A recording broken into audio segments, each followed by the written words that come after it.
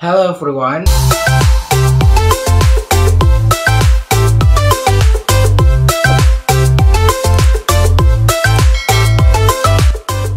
Assalamualaikum warahmatullahi wabarakatuh. Kembali lagi bersama saya Aldin Pratama di channel Ampra.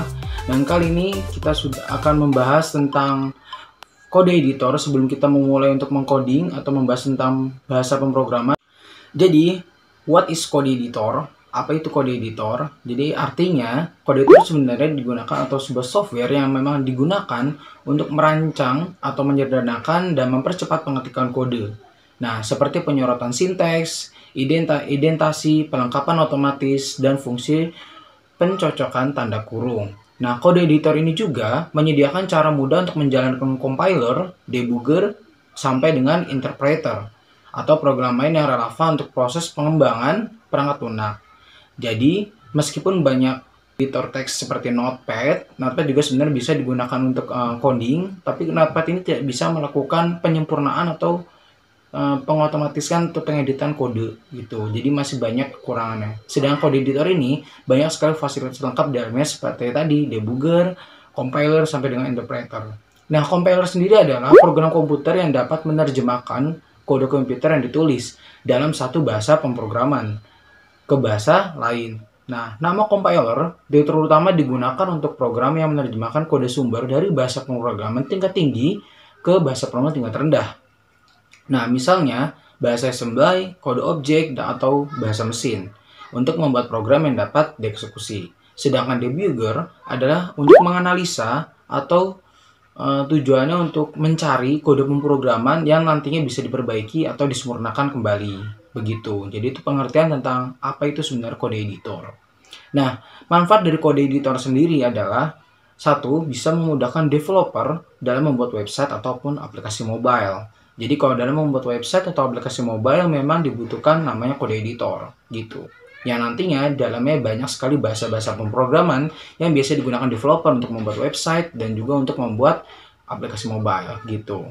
Nah, yang kedua, itu bisa memudahkan developer dalam melakukan compiler seperti yang tadi sudah dijelaskan di pengertiannya, dan juga interpreter maupun debugger. Yang ketiga, memudahkan developer dalam penyorotan sinteks, identitasi, pelengkapan otomatis, dan fungsi pencocokan tanda kurung gitu. Nah, nanti kalian kalau misalnya kita akan mulai coding, nanti akan banyak namanya tanda kurung gitu. Nah, di kode editor juga ternyata memiliki berbagai macam, banyak sekali sebenarnya kode editor, tapi di sini saya akan menyebutkan 5 aja gitu. Jadi pertama ada Sublime Text 3, yang kedua ada Visual Studio Code, yang ketiga ada Codescapes, Codespace, yang ketiga, yang keempat ada Atom, dan yang kelima ada Brackets. Nah, tapi yang saya tahu itu Sublime Text 3 dan Visual Studio Code, karena saya pernah pakai dua itu. Kalau yang Codespace, Atom saya juga pernah pakai. Yang Codespace sama Bracket saya kurang tahu, tapi kayak Sublime Text 3, Visual Studio Code, dan Atom saya pernah pakai. Nah, yang Atom ini menurut saya lebih enak ya, karena Atom ini sedikit lebih enteng. Sama seperti Sublime Text 3, ini enteng banget. Jadi kode editor yang bisa dibilang ringan lah gitu. Tapi Visual Studio Code juga tuh sama bagusnya, biarpun sedikit berat. Dan saya sekarang pun menggunakan Visual Studio Code untuk codingnya, karena menurut saya Visual Studio Code memiliki fitur yang lebih lengkap lagi gitu. Karena menurut saya Visual Studio Code sendiri memiliki fitur yang lebih lengkap lagi dari Sublime Text 3 dan Atom ini menurut saya ya. Nah, satu bisa melakukan debugger, terus kedua bisa melakukan namanya compiler, lalu kita bisa namanya live share gitu, dan menurut saya lebih enak aja gitu. Tampilannya juga saya lebih suka Visual Studio Code, dan banyak extension. Jadi kalau kita download extension itu kayak gampang menurut saya begitu sih. Jadi saya sekarang menggunakan Visual Studio Code. Dulunya saya juga pernah menggunakan Atom dan Sublime Text 3 gitu.